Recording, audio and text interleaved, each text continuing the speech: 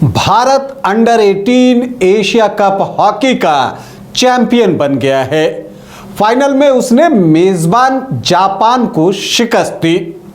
कैसे मिली भारतीय under 18 hockey team को यह जीत, आज आपको बताऊंगा।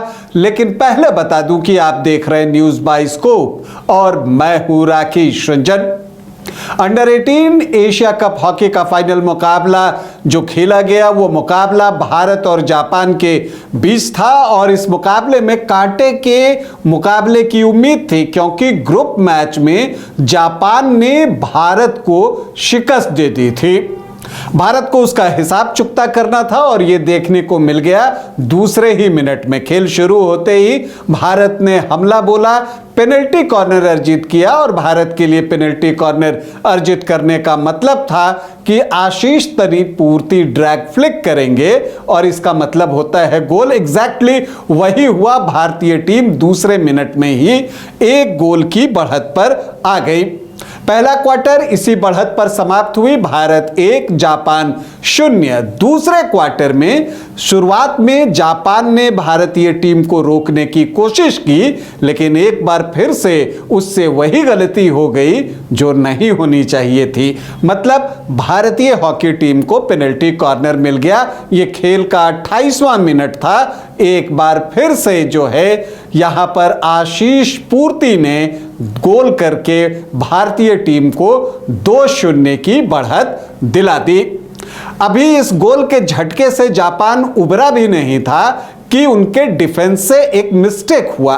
गेंद लेकर वो आगे बढ़ रहे थे, लेकिन वहां वो थोड़े पीछे रह गए। गेंद थोड़ी आगे निकल गई और वहां पर भारतीय खिलाड़ी आए और तेजी से लेकर गेंद को आगे बढ़े, सर्कल में पेनिट्रेट किया और जब डिफेंस सामने आया, गोलकीपर सामने आया, तो उन्होंने सरका दिया केतन कुशवाहा के लिए और केतन कुशवाहा इसी मौके की तलाश में थे। उन्होंने गेंद को गोल पोस्ट के अंदर डाला और भारतीय टीम की बढ़त हाफ टाइम पर हो गई 3-0 की।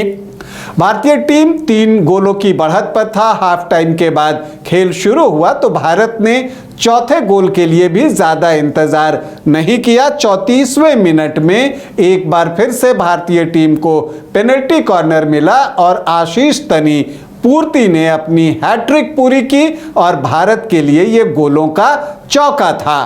तो भारतीय टीम 4-0 से आगे हो गई।